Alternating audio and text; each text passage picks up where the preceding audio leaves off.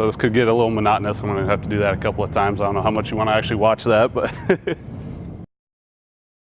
so we actually had to replace the stab cap. It took a hit, and the damage on the cap was beyond the limits of what we're allowed to have on the jet. So we have a new one in the box right next to it here.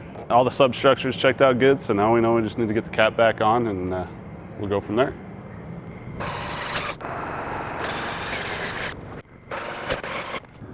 Yeah, so we're just replacing the fasteners now.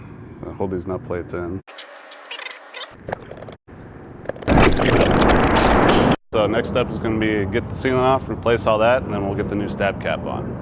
I'm Master Sergeant Sean Borchers. I'm the hydraulic shop, small shop chief, and on this trip I'm the acting MXS supervisor. Right now I'm doing a little structural training and maintenance. If somebody needs a helping hand, we're always willing to help out.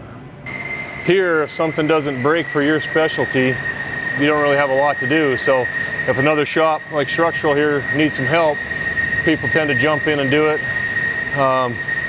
Here, shortly after the rest of the jets are landed, our guys, all our specialists are going to be out helping put covers on the jets and putting straps down and stuff like that, helping out. I really enjoy what I do. I can see that a lot of people take pride in what they do, and it is awesome to work with a group of people who are definitely going the same way, same day. Everybody has moved towards the same objective, and it works, and we get to do our JOBs that we are trained to do.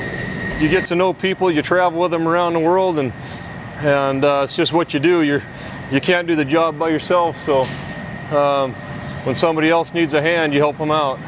Yeah, as much about the people as it is about the jets, and that's why I love doing it.